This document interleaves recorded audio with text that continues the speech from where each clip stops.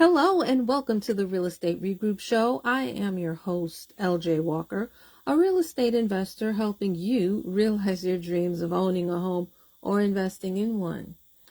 I would like to share with you a time when I had to reject a deal. And because I did so, some people actually called me a hater. Okay, so let me give you the details, a little bit of background. I have a friend who's also an entrepreneur, but she's not into real estate. She came across this family that was in trouble. They were about to lose their home. So she asked me if I could step in. What she wanted to do was, since the home was extremely large, she thought that she could use it as a satellite for her office. Not the entire home, just one or two of the floors that they really weren't using. See, it was a 4-story house. It's a single family, but it's 4 stories. But the people who lived there really only lived on 1 floor of the house. The house is a relatively old home. The mortgage is actually paid off on it. The mother of the house, she died. The mother and the father, they died, and they left it to their children. Okay. However, they did not leave it to the daughter. I later found out. I found out that they only left it to the 2 sons. But I'm going to get into that a little bit later, okay? So let's look at some of the positives. This home is located in an area that's gentrifying. It is near a lot of parks, rivers, walking distance to Amtrak. There's a lot of local buses nearby. You can also walk to the hospital, the college, and then right next door to it is a YMCA. The airport is an 8-minute drive. So there are a lot of amenities in the neighborhood, in the area. I wasn't all that keen about the fact that it was next to the YMCA, but I said, okay, you know what, the mortgage is paid off. That's a good thing. But then, as my friend was speaking to me, of course, she mentioned some other things about the house. There were $25,000 in back taxes owed. She claims that the bills for the property was $1,500 a month. She says that all the windows and doors needed to be replaced and that they were quoted that it would cost anywhere between $6,000 to $25,000 to fix those. She says the roof and the gutters, they got a quote for $30,000. She said that the city of Springfield, Illinois, said that the house was in danger of collapsing due to foundation issues. And you can guesstimate that foundation issues are going to start at $10,000. They didn't have any homeowners insurance. Okay. They did speak to an insurance guy who said that he believed that the home is worth $300,000. Okay. There's also raccoons in the house. We don't know how many raccoons are in there, but to remove raccoons is going to cost at least $300 per raccoon. Okay. And they claim that they have a lawyer, and the lawyer charged them $450 to get things sorted. All right. So I looked at the picture of the home. I didn't physically go there, but I did say to her that before moving forward with a deal like this, it's good to get pictures not only of the outside of the house, but also the inside. Because there might be more that needs to be done that she is not aware of or that she's not telling us, right?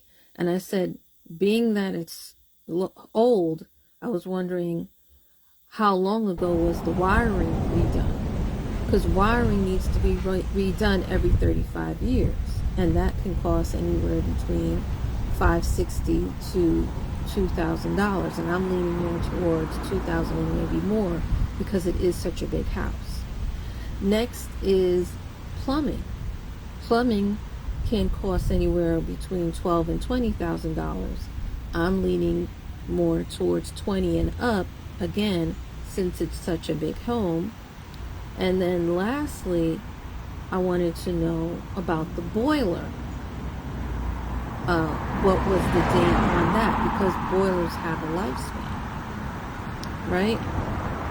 So I went digging further while she went and got all that extra information. So as I mentioned to you before, I checked the title report on the house.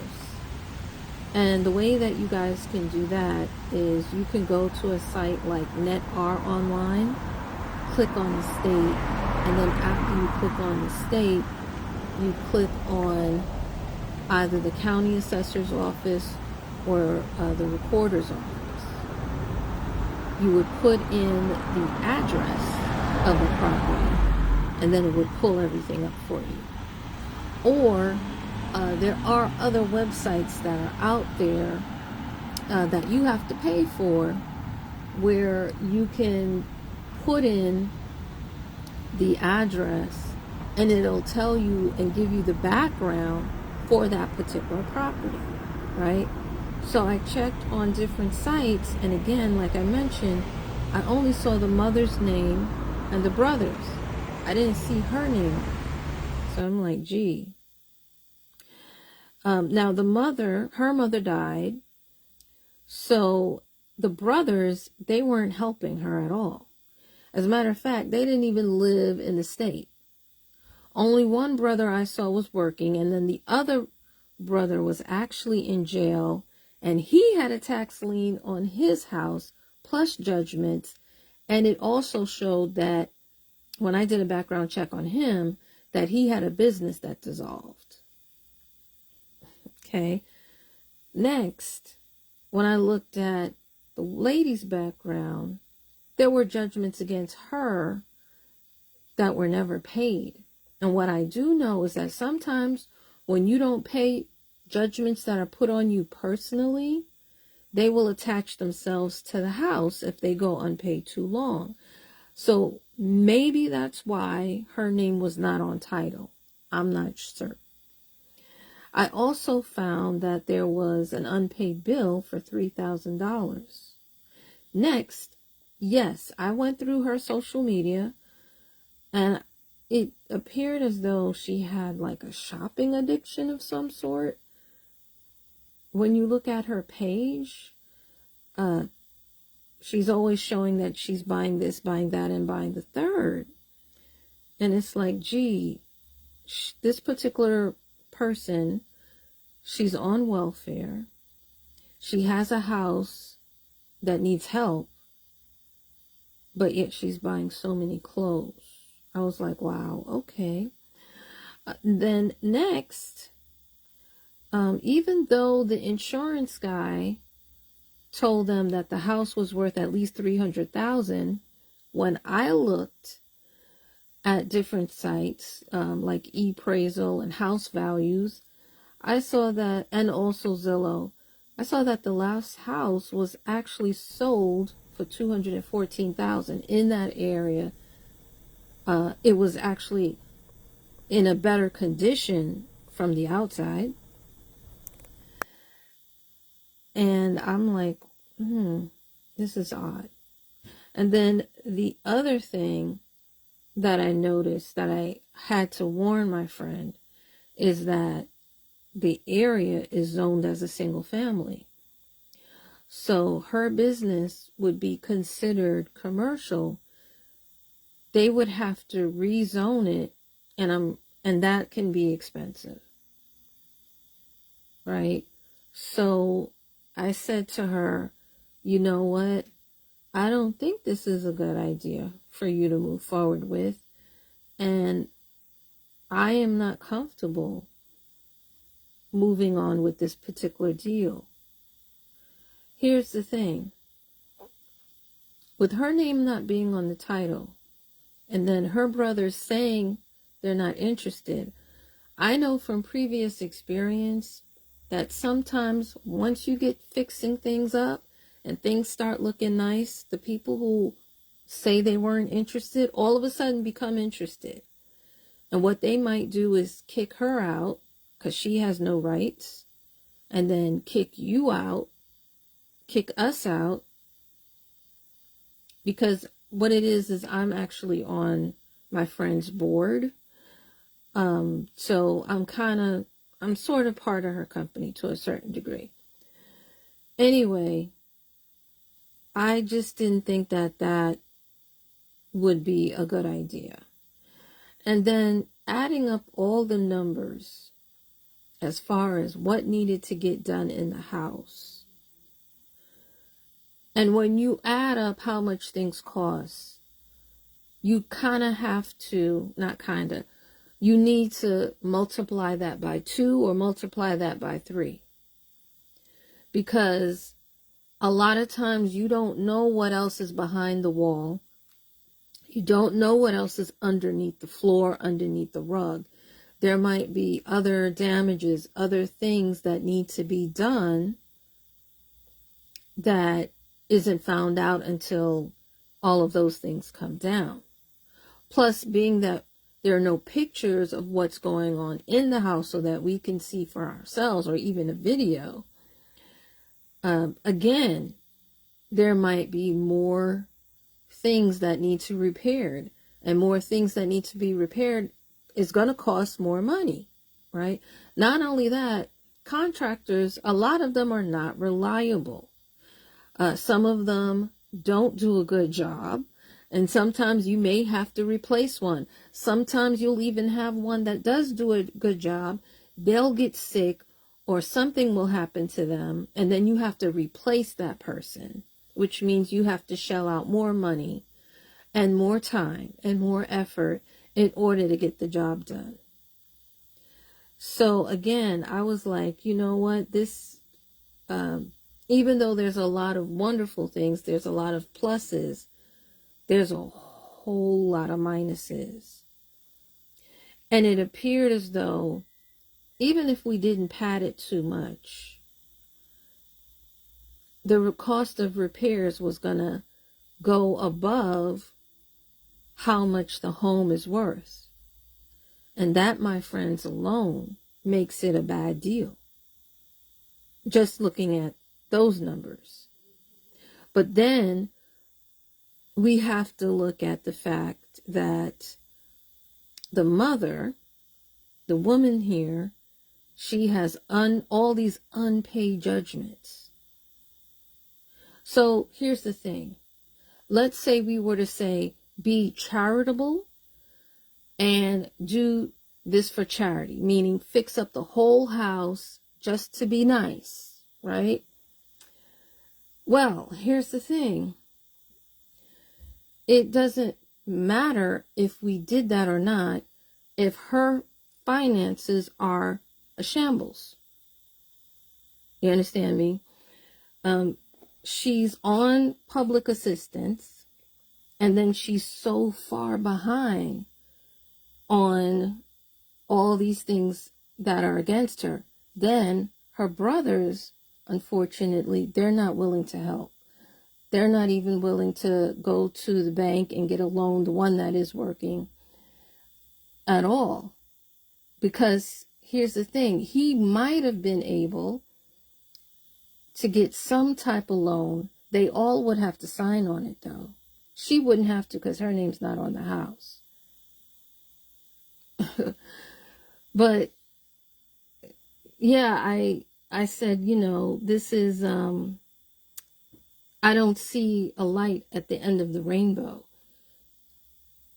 with this particular project. It's as though we would have fixed it the lady would have stayed there, being the same way that she would have ended up losing the house anyway.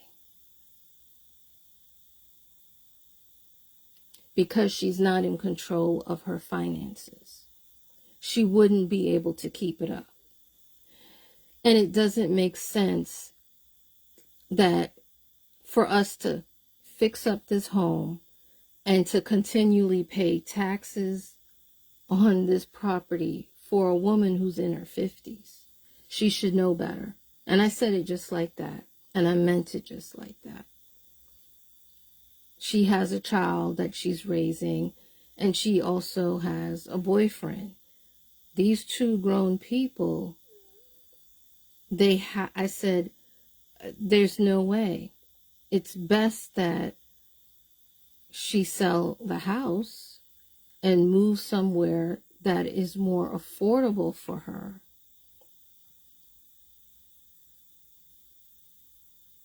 So that she can manage to pay off all that she owes, all of those personal judgments that she has.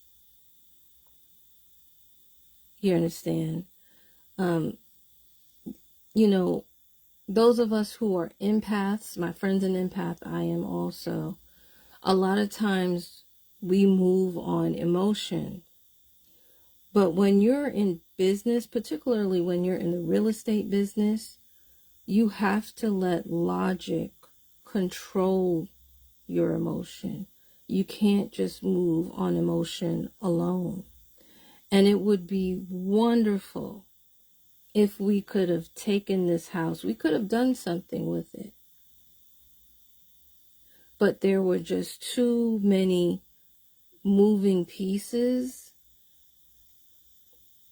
for me to give the green light on this. Needless to say, my friend, who's extremely optimistic, she did try her best. She recommended some programs for the lady to be a part of, and the lady did sign up. I believe she did attend some credit repair courses and what have you, but she didn't stay on top of it, and she ended up stopping. Plus, after working with the lady for a while, my friend came to the realization that, you know what, there's something else wrong. The lady appears to be, I would say, going through some sense of depression, and she was using shopping to cover it up, if you will. Shopping was like her therapy, if you will. But that actually made her finances worse. Okay? You can't repair the house without repairing the person.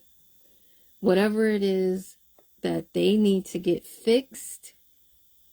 And the house also, if you really think about it, the house was a reflection of the woman.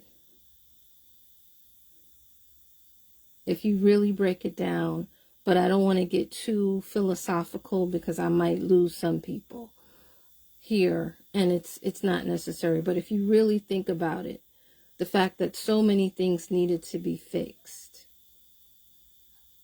in the house, and the fact that clothing was more important than the roof over her head, but yet she didn't want to lose the roof over her head. Just think about those things for a second. So yeah, that was a deal that I said no to. Even as a quote-unquote charity, this would still be a bad deal. Like if everybody pitched in and did it for, the family, and did it, really just for the mother, the daughter, and the boyfriend, just to keep them in the neighborhood that's gentrifying, it wouldn't have worked out. It just would not have worked out. And I realized, you know, at first, the people who said that I was a hater, it hurt a little bit, but not too much.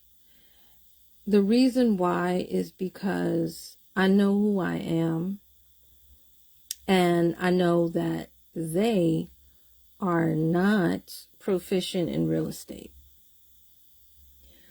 So, you know, when you're dealing with people who are not proficient in the area that you have been trained in, and you have experience in more ways than one, sometimes they just can't see the whole picture. They don't understand everything, so they'll make those type of judgments.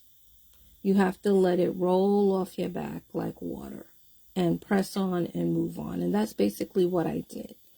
So anyway, that's what I wanted to share with you, so that eventually, if someone comes to you, you can evaluate that deal and you can say whether or not you're going to give it a green light to move forward, or you're going to pause, stop at all of those red flags and say, you know what, this is not for me. This is not going to work. All right. So guys, please feel free to share this amongst your friends. Remember, sharing is caring. All right. Until next time, have a good night.